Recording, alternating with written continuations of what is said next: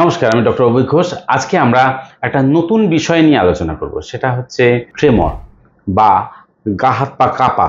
Patient বেশ কিছুদিন ধরেই, প্রায় বছর তিনেক, তাই না? হ্যাঁ, তাও হবে না। 3 বছর ধরে আস্তে আস্তে তার থরথর করে গা হাত পা কাঁপা শুরু হলো। ফার্স্ট যখন আমি পেয়েছি তখন রীতিমতো থরথর করে কাঁপা এবং মাথা ঘোরানো এবং টোলে ফেলে দেওয়া। ডান দিকে। কোন দিকে?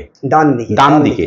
হাঁটতে গেলে মানে মনে হয় পড়ে যাবো, ডান দিকে ঘুরে আপনি পড়ে বলুন তো, যাবো। আপনার কষ্ট কি কি হতো আমার কাছে আসার আগে? আমার ডানই দাঁড়িয়ে থাকতে পারতো না, মনে হয় ডান ধারে পড়ে যাবো। হ্যাঁ, বসে থাকতে না, মনে হয় ঘুরে ডান ধারে পড়ে যাবো। গা কাঁপতো ঠক ঠক করে। এটা মেন আমার সমস্যা ছিল, এটা মানে কিছু হাতে যদি এরকম ধরিয়ে না, দিই, কাঁপতো। কোন এই ধরেন গা ঠক করে কাঁপতো আগে। এটা এইভাবে থাকতো না, থাকতো না, এটা থরথর থরথর করে কাঁপতো। এই মুহূর্তে এখন অনেক কমে গেছে আমার। সামান্য তো আমারও আছে, আমি দেখি এইভাবে। আপনার থেকে একটু কম, কিন্তু আমারও কাঁপছে, কিন্তু আপনারটা একটু বেশি হলো। আগের থেকে অনেক কমে গেছে।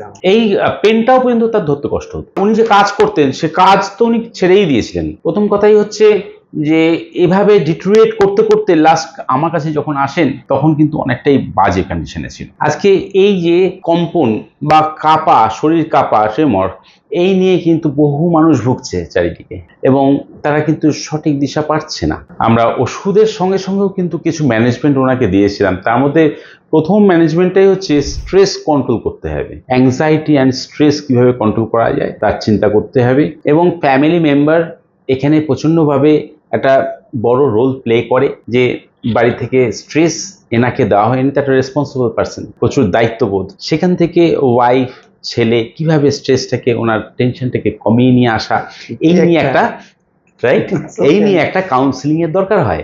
এটা আমি বলবো অন্যান্য পেশেন্ট, হ্যাঁ আমি বলবো অন্যান্য পেশেন্টদের ক্ষেত্রে, ইনি আমার কাছে এসেছেন, আমি পেয়েছি, আমি করে দিয়েছি, কিন্তু অন্যান্য পেশেন্টদের ক্ষেত্রে অবশ্যই ভালো ডাক্তারকে দেখিয়ে কাউন্সিলিংটা করে নেওয়া। সেকেন্ড হচ্ছে avoid dietary stimulation like caffeine, মানে উত্তেজক পদার্থ, স্মোকিং, ট্যানিং বা চা খাওয়া, কফি খাওয়া, এরকম সমস্ত উত্তেজক জিনিসপত্রগুলো যত অ্যাভয়েড করা যায় ততই ভালো। আর একটা হচ্ছে ওয়েট বিয়ারিং এক্সারসাইজ করা, যেরকম জিমে যাওয়া। এটা কিন্তু ওয়েট বিয়ারিং এক্সারসাইজ কিন্তু মাসেলের জন্য একটা ভালো রেজাল্ট এনে দিতে পারে। এই হচ্ছে মোটামুটি ম্যানেজমেন্ট। আর ওষুধের ক্ষেত্রে যদি বলি, হোমিওপ্যাথি ওষুধ সত্যি খুব ভালো ভালো ওষুধ রয়েছে। অ্যাকচুয়ালি আমরা জানি না, আমরা পেশেন্টরা অবগত নয় হোমিওপ্যাথি ওষুধ দিয়ে কি সুন্দর ট্রেমরকে কন্ট্রোল করা যায়, এত সুন্দর সুন্দর ওষুধগুলো কাজ করে। আমরা যখন ফার্স্টে ওষুধ দিয়েছেন তখন আপনার মাথা ঘুরে পড়ে যাওয়ার টেন্ডেন্সিটা ভালো মতো ছিল। কিভাবে আস্তে আস্তে ইমপ্রুভমেন্ট হলো? অনেক আস্তে আস্তে আস্তে খাওয়ার পর অনেকটাই আমার কমে গেছে।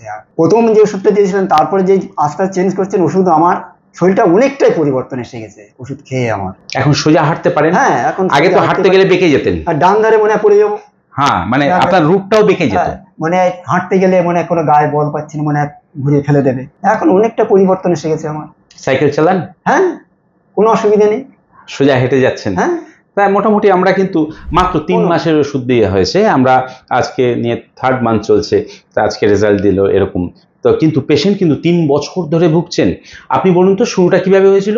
আমি প্রথমে স্কুলে খেতে বসার প্রচন্ড মাথা ঘুরে আমার, এবং তারপরে আমি ডাক্তারকে দেখাই, কিন্তু 2-3 মাস ওষুধ খাওয়ার পরে শরীরটা আরো নির্ঝিম মেরে যায়। তারপর ওখান থেকে একটা ডাক্তারকে চেঞ্জ করলাম, সেখানে বিভিন্ন ওষুধ দেওয়ার পরে তাও দেখি কোনো কিছু পরিবর্তন আসেনি আমার। তারপরে চিন্তা করছি যে কোথায় যাই। তারপর হঠাৎ মনে না, এগুলো আমার হোমিওপ্যাথি ওষুধই আমার একমাত্র নির্ভর। যদিও আমি জানি এটার কাঁপছে, কোনো নার্ভের সমস্যা হতে পারে। তারপরে আমি এই হোমিওপ্যাথি চিন্তা করে এবার হঠাৎ আমি হোমিওপ্যাথির দিকে আমি আগ্রহ হই। আমি এখানে আমার ডাক্তারবাবু বাবার সাথে বহুদিনে, প্রায় 18-20 বছর আগেও আমার চেনা পরিচিত। আমি ওষুধ নিয়ে গেছি যে আমার পুরনো যেখানে ছিল চেম্বার। তারপরে আমার কোনো কারণে আমি ডাক্তারবাবুর কাছে এসে, তারপরে আমি হঠাৎ মনে পড়েছে যে আমি এই ডাক্তারবাবুর কাছে যাই, আমি যদি উপকার আসে, তারপরে আমি এখানেই ছুটে আসি। আমি অ্যাকচুয়ালি উনি আমাদের পরিচিত পেশেন্ট। আমার বাবার পাশে বসে দেখতাম আজ থেকে 18 বছর আগে, মারা যান 18 বছর আগে আমার বাবা। তো তখন উনি আসতেন, সেটাও আমার মনে আছে। দেখুন, উনি না একটু পরিচিত পুরনো থেকেই, এবং আমি আমার বাবার পাশে বসে ওনাকেও দেখেছি,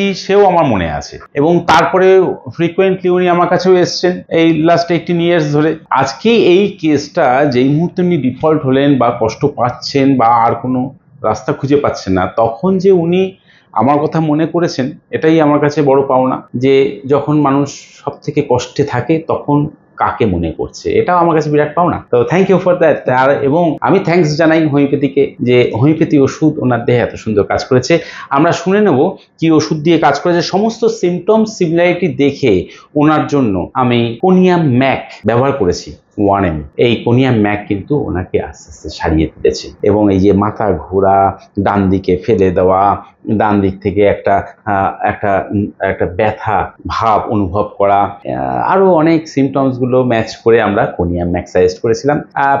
ট্রিমরের জন্য প্রচুর ওষুধ আছে এবং সুন্দর সুন্দর ওষুধ, যেটা খুব কমন ওষুধ ওনার ক্ষেত্রে কাজে লাগেনি। তো ওনার ক্ষেত্রে যেটা কাজে লেগেছে আমরা সেই ওষুধ প্রেসক্রাইব করে আজকে এই লেভেলে নিয়ে আসতে পেরেছি। অলমোস্ট 85 to 90% কন্ট্রোল করতে পেরেছি। ট্রেমর বা বডি শেকিং বা কম্পন যে হোমিওপ্যাথিতে কাজ করে, এটাই আমাদের দেখানো ছিল। একটা সুন্দর কেস আমরা তুলে ধরতে পারলাম। নমস্কার, ভালো থাকবেন।